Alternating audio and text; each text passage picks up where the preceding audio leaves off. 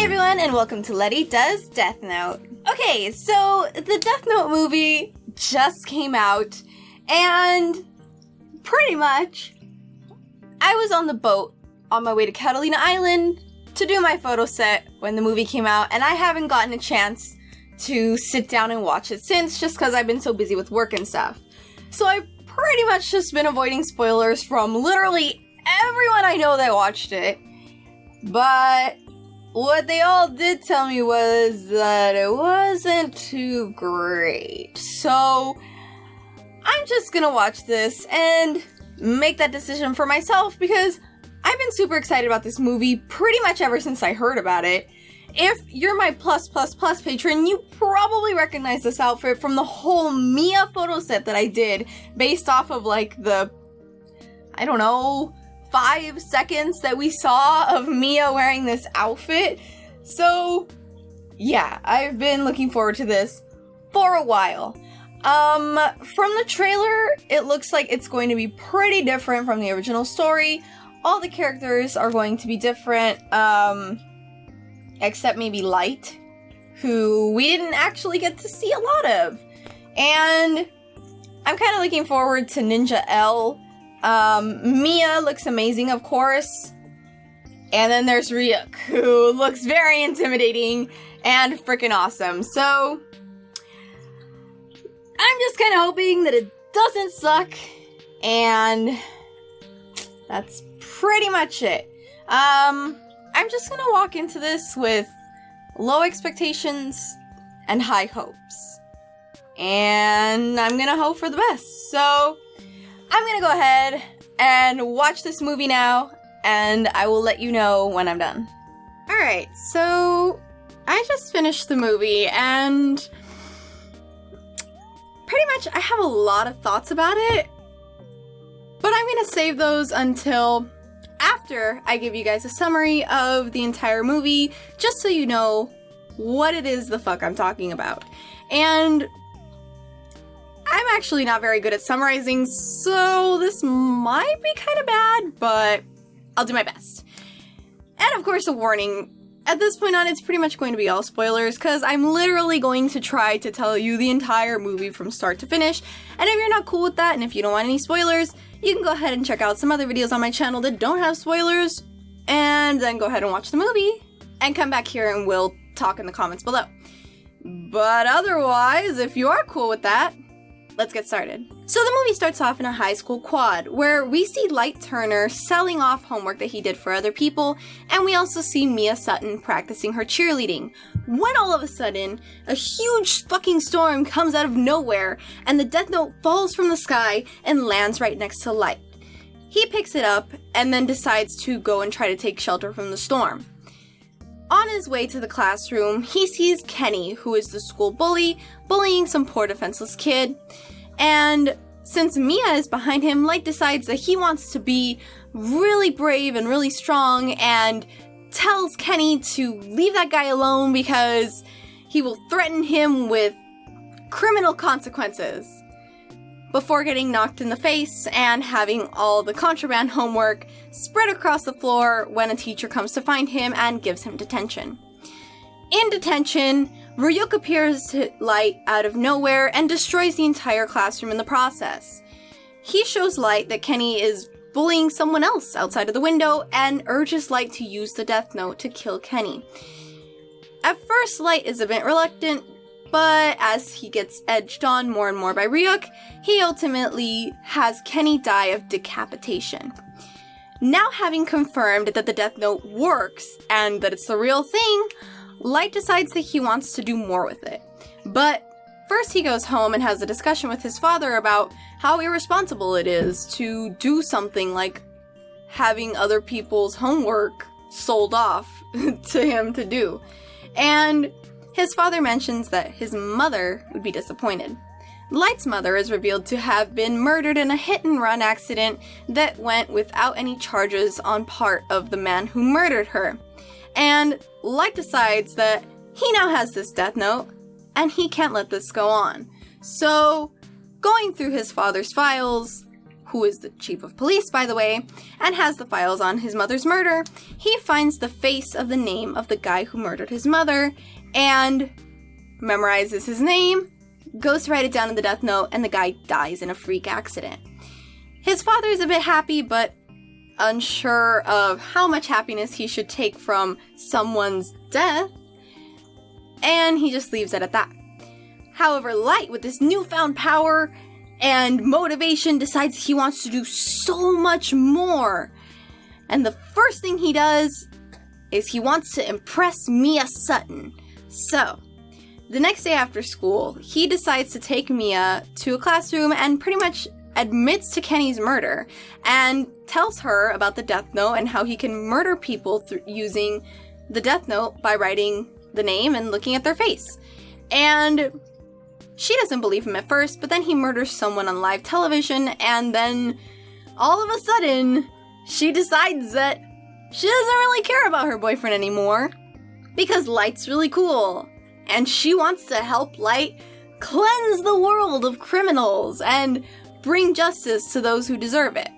So, together, her and Light form this romantic relationship that is shown in a time skip of a couple months where we see that Kira is becoming an international sensation from how he's murdering huge crime bosses.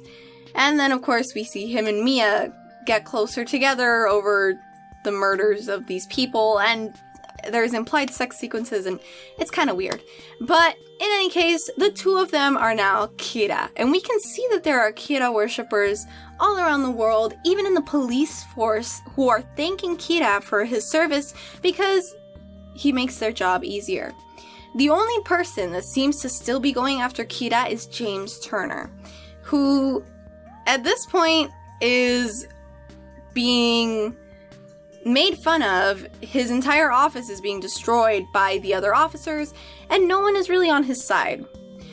When all of a sudden we get this random detective that goes by L and his companion Watari, who are also very interested in the Kira case and have uncovered some information themselves. And they decide that they want to help James Turner. So, James Turner doesn't really take L seriously at first, but then when L presents all the information that he has on Kira, James decides to let him into the police files and pretty much lets him take over the Kira case. So, with James wanting to do everything in his power to take down Kira, when L decides that he wants to have a bunch of police officers investigate possible suspects, one of them being Light Turner, he disagrees at first, but ultimately doesn't say much about it because they need to bring Kira to justice. And Mia and Light discover that they are being followed and that they are being investigated.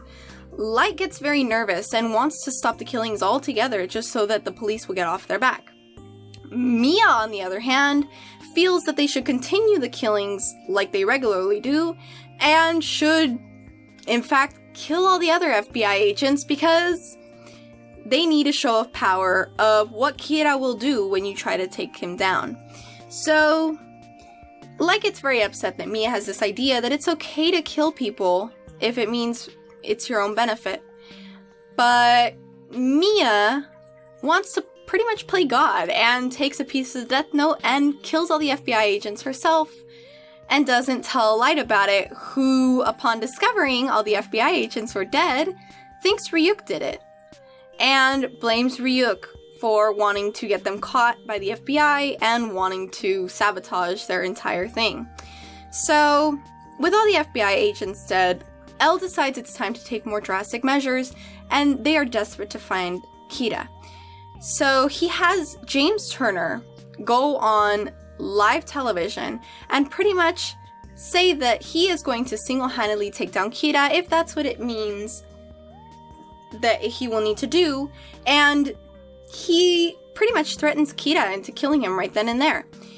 But the fact that Light doesn't kill him pretty much gives L the confirmation that he needed that Kira is actually Light Turner. With this newfound information, he goes and he confronts Light and pretty much tells him that he knows he's Kira and that he will bring him to justice. even if that doesn't mean killing him right then and there. He just wants to see Light completely destroyed and Kira's image ruined and Light brought to justice. So, upon hearing this, Light decides that he needs to kill this innocent person for his own benefit and needs to find out L's name. Now, he doesn't know L's name, but he does know Watari's name and face. So he decides to use the Death Note to write down that Watari will be obsessed with discovering what L's name is and will report it back to Light whenever he gets the chance. And since Light can only control people for 2 days, Watari has 2 days to find this or he will die of a heart attack. And the only reason that Light does this is because Ryuk had mentioned previously that one name can be burned from the Death Note and that person will be spared from the death. So he intends to have Watari go, find the name, report it back to him, and then burn Watari's page so that Watari doesn't die, and instead he can kill L. And Mia does not agree with this at all because she really thinks that Watari is a loose end and that he should just be killed after the name is discovered. So Light dismisses this again and is pretty much just ignoring Mia at this point, and Ryuk seems to have taken a personal interest in Mia because she seems to be more driven than Light. And Light doesn't think too much of it initially until Mia reveals that it was actually her that killed all the FBI agents and that she stole the page from the book that Light was going to burn, which leads Watari to die. And, of course, L has this really long and complicated name that he cannot tell back to Light, so Light still doesn't know L's name. So, upon discovering this, Light is furious, but Mia had expected that because she writes down Light's name in the book, and pretty much his heart will stop at midnight unless he relinquishes ownership to her and she becomes the owner of the Death Note, then she'll burn the page. In turn, Light decides that he can't let this happen and that she can't have the Death Note because he can't bear to see someone else wield that type of power. So, with the police still on his trail, even more so now because L has gone on this rampage after losing Watari about essentially sportsmanship to Light and decides that he wants to take it upon himself to go and kill Light with his own hand. Light is being pursued by a bunch of people and has to worry about dying at midnight, so he pretty much devises a plan and tells Mia to meet him at the Ferris wheel that they had previously gone on a date. Upon being there, the entire area is swarmed by the FBI. They are on the top of the Ferris wheel, and Light pleads with Mia not to take the Death Note because that would mean that she would never see him again. And then the moment that he is distracted, she takes the Death Note from him, and then Ryuk begins to destroy the Ferris wheel, and ultimately, Mia falls to her death and lands on the concrete, but not before ripping out the page that had Light's name on it and having that fall into a fire. Light, on the other hand, falls into the water and is rescued by paramedics, but is left in a coma for 2 days. Over the course of these 2 days, the Kira killings still continue. So at this point, any police officials can see that Kira is still alive and active, and there is no way that Light can be Kira because the killings are continuing with what's being broadcasted on the nightly news. So they pretty much shun L and strip him of whatever credibility he had as a detective, and L is very upset by this and decides to just take his leave.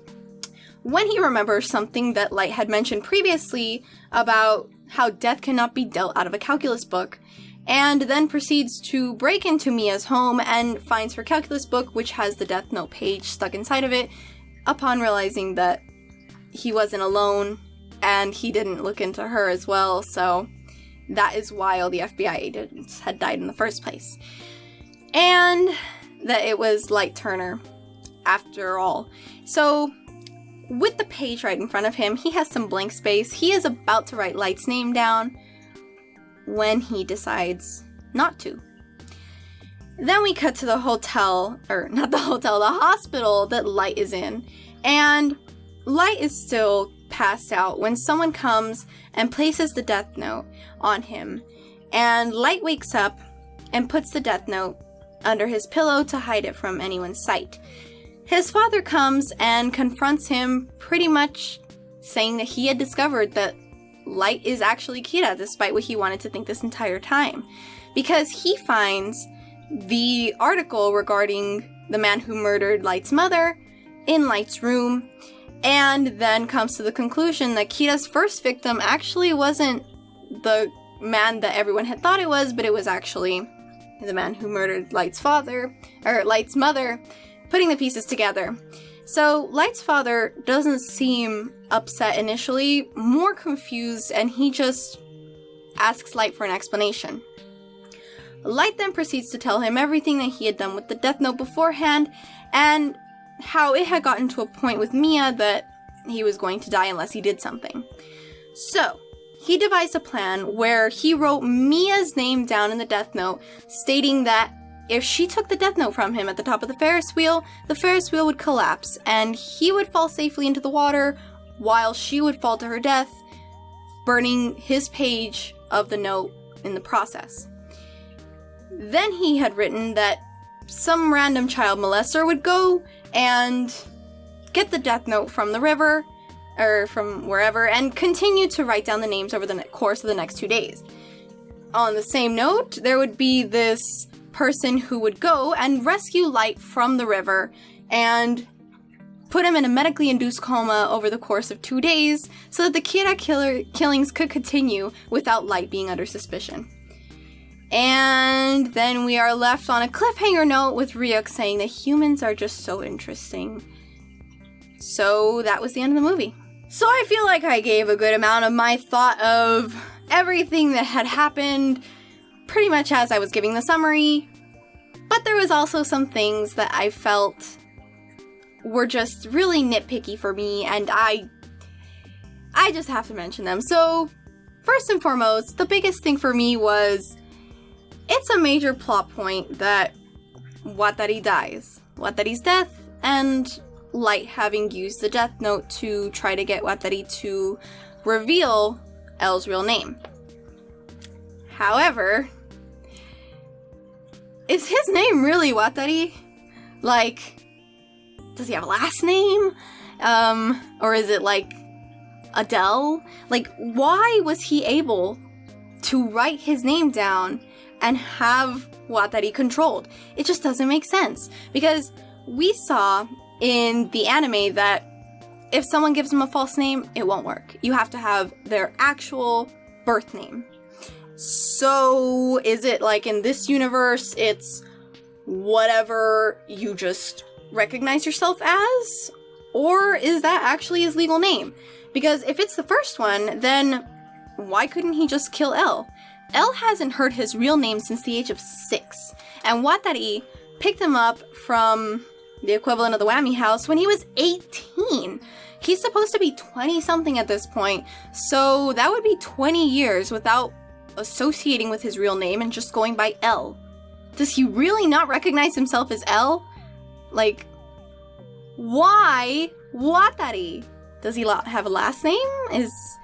If that is his real name also, why isn't he going by a code name? If L goes by a code name for the sake of protection and for wanting to keep his identity anonymous, why wouldn't his right-hand man, who is pretty much associated with the same... What? Why doesn't he just go by W? Or something?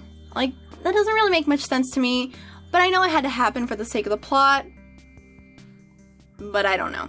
That was really glaring to me, and really without Watari's death, nothing else would have happened, so it felt like it was just kind of jammed in there because they didn't really know how to proceed further. And aside from that, Nat Wolff's performance felt a bit lacking, in my opinion, just in comparison to everyone else.